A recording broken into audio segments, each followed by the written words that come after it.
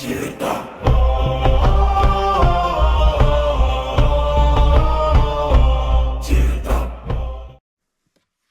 folks, welcome to Tyrdom. So for any one of you who have spent a little bit of time online in discussions regarding history, you'll quickly see this idea repeating itself. And it's the idea of our ancestors basically being barbarians and people that didn't really understand the world to its full extent. They were also strange in the sense that they believed in all these entities and spirits and things of that nature, just because they didn't know or understand better. But I would say that underneath all of these explanations and claims, it's a assumption, and it's a contemptuous one as well, that our ancestors weren't as intelligent as we, the modern people, are, or not as developed, or maybe even not quite like us. But I would say with confidence here that this says more about our modern arrogance than it does about the human evolution. Because when you step back and you look at the bigger picture, it's actually quite evident to me that a bigger pattern emerges, that we didn't really become smarter as people. We built smarter systems, and there's a vast difference between those two things. And why do I say this? We have to understand that in evolutionary biology terms, 1,000 years is a blip on the radar. 2,000 years, even 3,000 years, it doesn't make that much of a difference from a evolutionary perspective. And for tens of thousands of years, the human brain has essentially remained the same.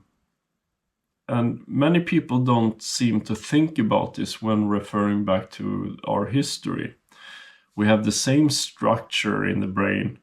We have the same cognitive potential, you could say. And evolution basically moves very, very slowly. Meanwhile, civilization moves very, very fast. And it seems to be moving increasingly more fast as well. And I think that we as a species tend to confuse the speed of our tools, so to speak, our systems, with the nature of our minds. Because humans are very constant if you look at it, even over vast time periods. Meanwhile, our environments change way more quickly than our minds do.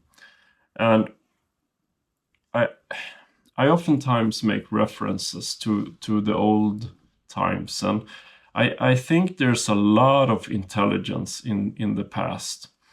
And if you think about what people really had to do back then, we can take some, examples from the times I oftentimes talk about here, the Iron Age and so on.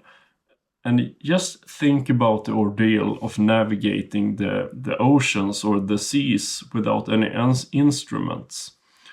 If you go even longer back in time, we built this totally amazing monuments without allegedly any of the modern machinery we have today.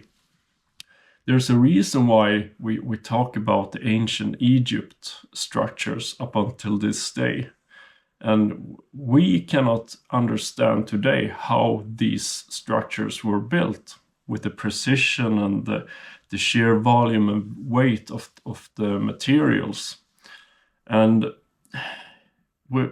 there's also very good evidence for humanity maintaining very complex networks of trade over continents, way before the written word even was a thing. And also, like I've talked about, for example, in the Finnish paganistic systems, these traditions without any written text. For example, the stories of the Kalevala, or the old Indo-European stories about the Odin hunt and so on. And these are all signs from anything but simple minds. These are signs of intelligence, just expressed differently than we look at intelligence from our modern, air quote, framework, so to speak. And I would say that they were less abstract than we are used to intelligence today, more of an embodied thing in the human essence, if you will. And they were way more closer to the immediate reality of life back then. And I think this was not, of course, a sign of lower intelligence, just a different intelligence, if that makes sense. And there's a modern illusion going on here that, yes, it's true that IQ scores rose during the modern era, but this mostly reflects a different system of education. We had better nutrition, and we actually started training abstract reasoning. But also the whole system of measuring these things is a novelty when looking at the human evolution. And we basically became better at the kinds of thinking our world rewards today. And I think that if we look at the modern world, we are better at modern cognitive tasks, but not necessarily deeper reasoning as humans. And I think that this will there's this very famous movie, I think many of you have already seen it, Idiocracy. And the churn of human intelligence when machines takes over and start making decisions for us. And I think that's a real threat for humanity, actually.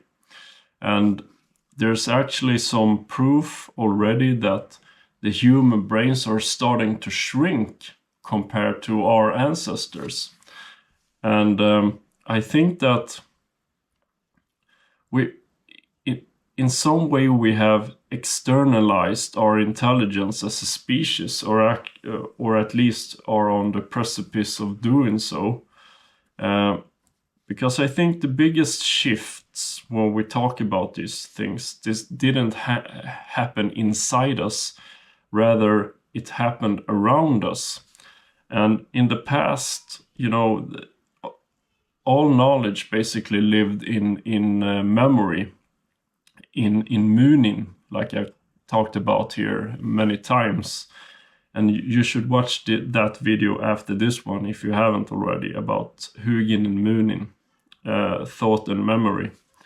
But I think that the knowledge lived in memory, but the skills themselves lived in the body in a different way than we see today. And in today's society, knowledge lives within the system itself. And the servers, the networks, and the algorithms. And in some capacity, we live inside an external brain rather in our inherited and common memory. So I think civilization in itself stores a type of intelligence, and individuals don't necessarily have to do that anymore because it's externalized in those systems. And I think that if we look at, if we like to imagine history, we oftentimes imagine it like a straight line of constant progression, but where we went from primitive to advanced, it just happened linearly, but that's not true, of course. We didn't go from total ignorance to total enlightenment. That's a very, very naive notion, I would say. And in reality, it's more of a shifting balance, you could say. Some abilities to grow, but others fade meanwhile. So it's always this struggle for balance, which I oftentimes refer to. And even though our tools evolve in some capacity, the human nature is still persisting. And I think this is why I'm so drawn to the myths still up until this day. And I think the myths never was just attempts to explain thunder and the seasons, They were maps of the human condition accumulated over millennia of time. And I think they were symbolic frameworks in a sense that they were built for our minds to help us decipher the complexities and big questions in life. And these were the same psychological structures that were just expressed in a different time, if that makes sense.